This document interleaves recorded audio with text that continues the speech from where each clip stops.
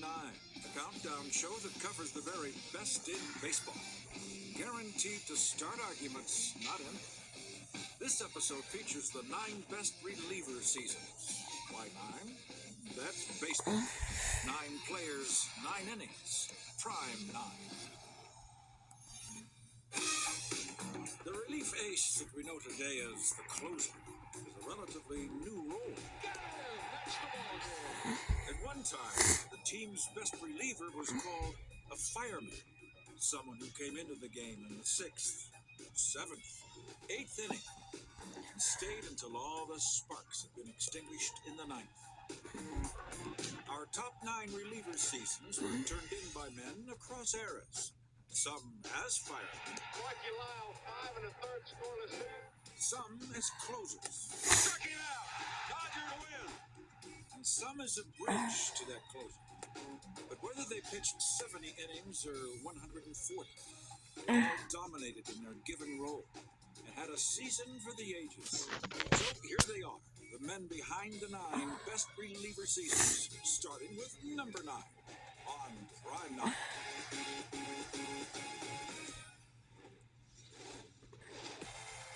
It's unlikely the '84 Detroit Tigers would have won a championship without their rock in the back of the bullpen. Hernandez drops outside arm to get Washington. And remarkably, Willie Hernandez wasn't even on the team 2 weeks before opening day. He was a Philly. We got him from Philadelphia, and everybody maybe acknowledged he was a good player. Nobody would have ever dreamed that he would do what he did. Well, it did take Willie a little while to get adjusted to his new home in Detroit. He wasn't all that effective during the early part of the season. He had an earned run average slightly over 3, but after those first 40 games, he had an earned run average of about 1.50. It is too much. Hernandez had 7 saves during Detroit's record-setting 35-5 start, and then found the feel for his signature pitch. He had nasty stuff, but he had a screwball that was ridiculous. You wonder what a screwball looks like? Let's take a look at his. Look at the rotation. That's what tells you. It came in looking like a fastball, and just before it got to the plate, that's when she looked on down below the zone. While Willie turned the screws on opponents, the Tigers tore up the American League East, and by July, Hernandez was rewarded with his first All-Star appearance. Teams that trailed the Tigers late in the game often had to deal with Willie, a no-win situation. And if you want to know why it's a 7-inning game, if you're behind the Tigers, they were 87-0 this season in games in which they took a lead into the 9th inning. Hernandez appeared in a league-high 80 games in '84 and threw more than 140 innings, a number unmatched by relievers today. Best of all, Detroit rolled to its first World Series crown in 16 years. He's got it. The Tigers are the champions of 1984. What's more, Willie became one of just 3 relievers ever to win both the Cy Young and MVP awards the same year. Looking back to that 1984 Tiger team, it was our year. But to have Willie at the end, when we got to that 8th or 9th inning, the game was over. Guess what time it is? It's Trevor time. You would think that the man who retired with the most saves ever would have a place on this list, and he does. Trevor Hoffman has become the all-time saves leader in Major League Baseball history. But unlike most of the hard-throwing relievers who are asked to close games, Trevor favored deception over dominance. The changeup. The changeup for me is a palm ball grip that allows me to have the same arm speed as my fastball, and ultimately the ball doesn't get there. Just floats up there, the Bugs Bunny changeup, the one where he's swinging through it 3 times before it reaches home plate. Very few guys have a pitch that you can know is coming and you still can't hit it. He's one of those guys. Devastating changeup. Looks like a pure fastball. It just never seems to get there. If we had the lead in the 9th inning, it was game over. And never was that more true than in one magical season in the late 90s. Picture it. Back in 1998, Qualcomm Stadium, Hell's Bells playing, Trevor Hoffman coming through the gates.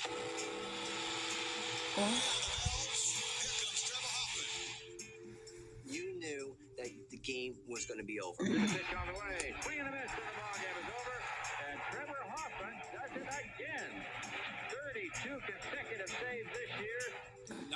after night, Hoffman was a machine. Got him swinging, ball game over. Hoffman saves number 50.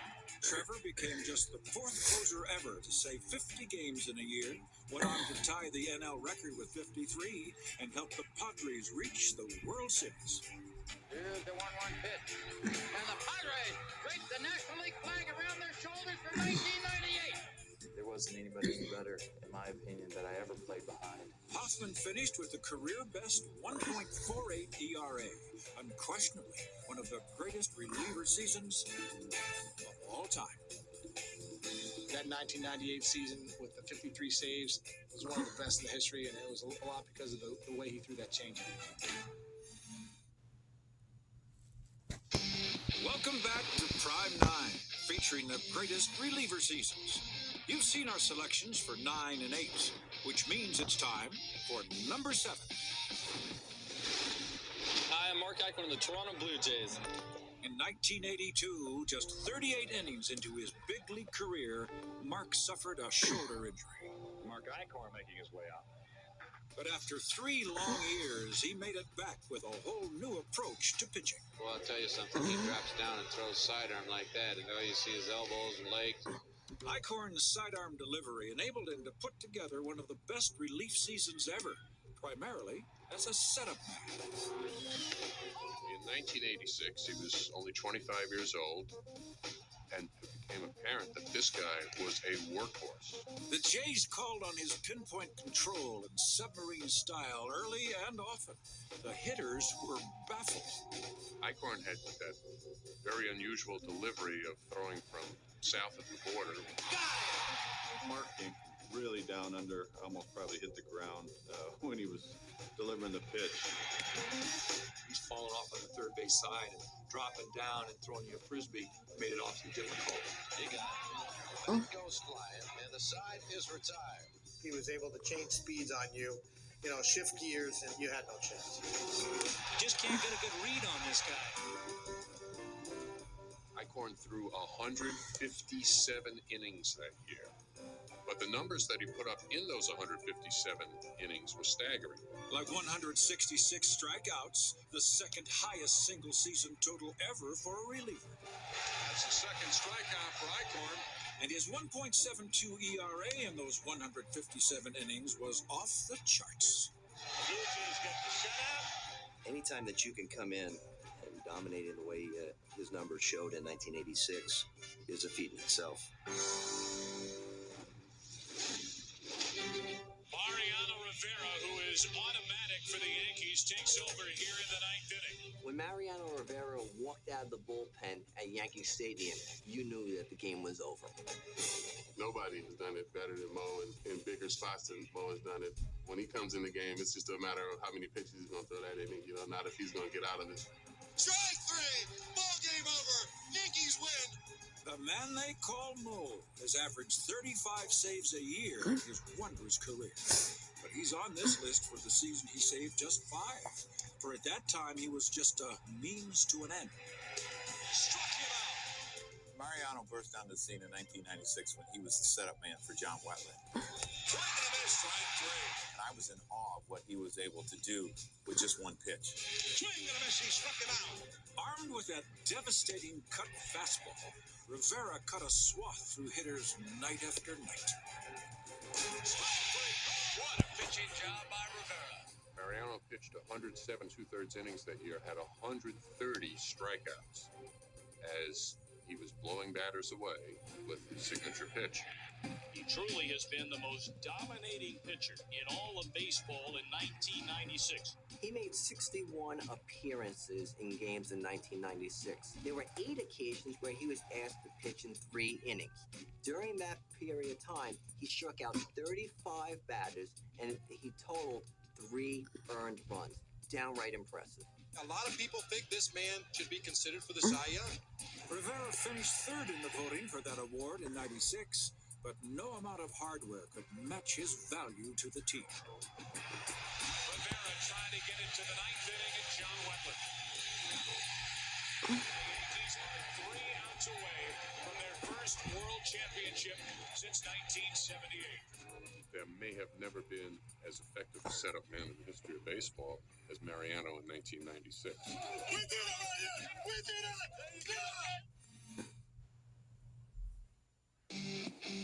Welcome back to Prime 9, featuring the greatest reliever seasons of all time. Willie Hernandez and Trevor Hoffman kick things off, followed by Mark Eichhorn at number 7 and Mariano Rivera at 6, which means it's time for number 5. There was no more intimidating sight for hitters in the 70s and early 80s than Rich Goose Gossage looming large on the mound. Struck him out, the Goose with another strong relief appearance. Goose, of all the relievers, was the most feared.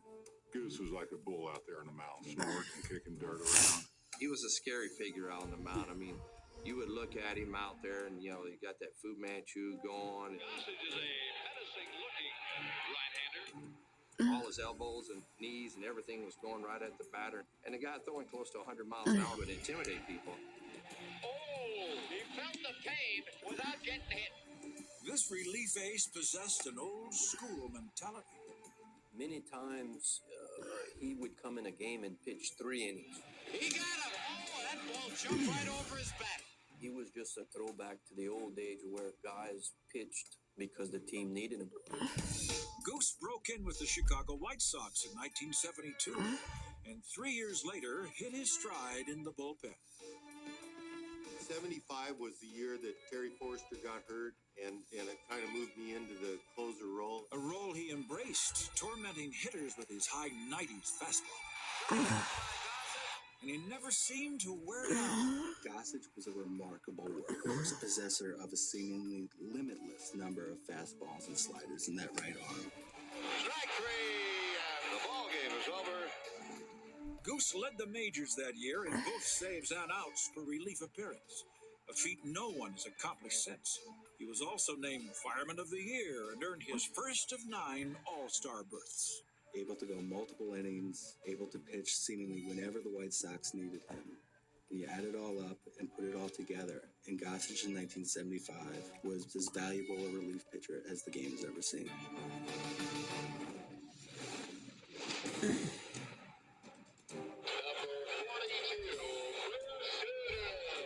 To me, it's the most exciting time of the game to play. To be the closer, the whole game is set up for you to finish the game. If he came in a game and the bases was loaded, nobody out, you would expect for him to get out of it without giving up a run. A 4-run lead looks like a glacier when relief ace Bruce Sutter is pitching. He ices the game. Sutter's Hall of Fame career was fueled by his split-finger fastball, pitch he learned early in his career. Bruce Sutter developed a split finger with the Chicago Cubs, which was his out pitch. And Bruce had total command. Look at that. That's a tough pitch. Sutter's fingers were so wide, he could spread them. And all of a sudden, that ball went straight down. And after that, that became the famous splitter. Sutter gets so many hitters out when pitches out of the strike zone. You just can't lay off the split finger. People would say if it's waist high, don't swing at it. Watch the bottom fall out of this. It just never happened. It was so much easier said than done. In 1977, just his second year in the major leagues, Bruce put together a remarkable season. It seemed like I could stay in a good groove all year, and I had a really, good year going all the way where I never really had a bad time. Sutter making it look easy. Sutter's line in 1977. A 1.34 earned run average. 31 saves. A save for Sutter? Struck out nearly 11 batters per 9 innings. Well, there goes the bottom again. Watch it fall out of this pitch. 1977 was the year he really started to carve his mark that wound up with Sutter in bronze in the Hall of Fame.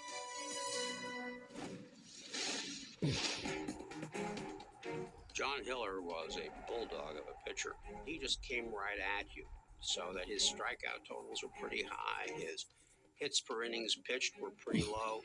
He had good command, but he had an outstanding changeup, an outstanding fastball, and a pretty darn good curveball too. And he was one of those guys he could throw any pitch at any time. The fact that John would have our third best relief season ever is a bit of a miracle in itself. John Hiller had a heart attack that cost him the 1971 season and part of 72. So when he returned for 73, no one knew what to expect from him. They certainly didn't expect a record-setting season, the kind that Hiller posted in 1973. John Hiller in 1973 saved 38 games, a new MLB high, surpassing by one the record set in 1972. His statistics for the season were outrageous. Besides the Major League record 38 saves, he's the only pitcher in Major League history who in the same season had at least 10 wins, 30 saves, and an earned run average below 2. Reggie Jackson has a strike as delivered by John Hiller. But to get a true indication of Hiller's import and value in 1973, you have to look at how he was used and what role he pitched for the Tigers. He averaged almost 2 innings per appearance and allowed the fewest percentage of inherited runners to score in the AL. John Hiller was not used the way Dennis Eckersley or Mariano Rivera was used, coming in the ninth to close out a game that the setup men had indeed set up for him. Well, here's the new Tiger pitcher in the 8th inning, the left-hander, John Hiller. Hiller came in when the crisis emerged. That crisis could be in the 7th, it could be in the 8th. Double play ball to Taylor. McCullough for one, back to retire the side. So if you look at it all together, it's certainly one of the most valuable seasons ever put together by a reliever in baseball history. We now return to Prime 9, where in this episode we're featuring the 9 best reliever seasons. Firemen, closers, setup specialists. We considered them all for this single season showcase. Our bullpen bonanza concludes with 2 seasons that were off the charts. The greatest reliever seasons of all time. We begin with number 2. Pitching for the Dodgers, number 38, Eric Gagne. Every time I go on a mound, I don't expect to blow a save. I expect to get a save. And in 2003, so did everyone else. For though the game was still going on when Gagne came out of the pen, it really was over. It was exciting. You knew Gagne was coming in the game when you saw on a big screen, game over. Really, it was game over. He changed the game. You know, managers had to manage differently when they knew that, you know, number 38 was coming in. Game over. That's how they feel when this guy comes to the mound. He struck him out. Gagne strikes out the side. I remember the hype of Dodger Stadium when the ball was in his hands. Just dominant. He was just a dominant pitcher. The Dodgers have never really had anything like Eric Gagne. Gagne was perfect in 2003 with 55 straight saves to set a new Major League record. Eric Gagne in 2003 was laughable. It was laughable. It was a man among boys. Oh, my gosh! Just toying with big league hitters. Oh, what a pitch! It wasn't that he was going to get you out. It was how he wanted to get you out. He could get you out with a fastball. 99 miles an hour. Curveball. I mean, if he gets a curveball over, school's out. Change up. A change, got it. You can pick his poison with which to get you out. For me, it was more of a challenge. I mean, I really take pride on winning. That's all I really cared about. You know, for me, it was just going out there and get 3 outs and get out of there as quick as possible. Is he something? Eric Gagne didn't stop there in 2003. He went on to do something that I don't think that we will ever see done again in the history of the game. Indeed, Eric followed up his Cy Young season by extending his save record to 84 straight games. It's a mark that many consider unbreakable. In his first 12 years as a starter, Dennis Eckersley won 151 games and then became a closer extraordinaire. He made it really difficult for a hitter because if you took the first pitch, it'd be strike 1. And then he would work the edges even more. Struck him out! I had what you'd call educated cheese. Strike 3. One after the fastball up in the zone. Which means been around for a long time and I know how to paint. It's not necessarily velocity. Strikes him out on 3 pitches. If you were looking for the fastball, you weren't going to hit a slider. If you were looking for a slider, you weren't going to hit his fastball. It was just a lethal combination. And the fact that he could throw it into a tin cup anywhere on that dish made it really, really tough. Look at that location. An ex-1990 season out of the pen was beyond belief. That year, it just seemed like every time I took the mound, It's Dennis Eckersley time for the Athletics. I expected guys to be out. In just over 73 innings, he walked but 4 batters, saved 48 games, and finished with the lowest ERA for a relief pitcher ever. Got him, and the game is over that quickly. He'd do the fist pump after he got a save, and he'd look into the dugout. Looks like a demon, paints like an angel. Stuff that made you want to charge the mound, to be honest with you. It looked like I was really, really cocky, but for the most part, that wasn't a cockiness. For me, I was playing off the fear of what was at stake. So that made me really intense, and I brought that out to the mound with me. Thanks in great part to Eckersley's unbelievable season, the A's won 103 games and earned a trip to the World Series. The Oakland A's have won the American League pennant. If you're good and lucky, you're great. And I was good, and I was lucky. Everything fell into place, and it was like magic. Eckersley went on to have some amazing years for the A's, but even he knows that this was a season that may never be matched. Now, I've got awards from years other than 1990, but there wasn't a better year I've ever pitched in my life. It's true. Just 2 years after Eckersley's phenomenal 1990 season, he captured both the Cy Young and MVP awards. Eckersley gets another save. And although he did save 51 games in 92, second most in history at the time, it obviously was not his best season. Now, in the course of this show, you got to meet some other Cy Young and MVP relievers, but there are a few more who also deserve mention, like Raleigh Fingers, who won both awards in 1981. And one of the greatest seasons a reliever has ever enjoyed. And Cy Young winners Mark Davis in 89, Steve Bedrosian in 87, and Sparky Lyle in 77. Mike Marshall appeared in a ridiculous 106 games when he won his Cy Young Award in 1974. And of course, we can't forget the Phillies' Jim Constanti, who in 1950 became the first relief pitcher ever to be named his league's most valuable player. That's our Prime 9. What's yours?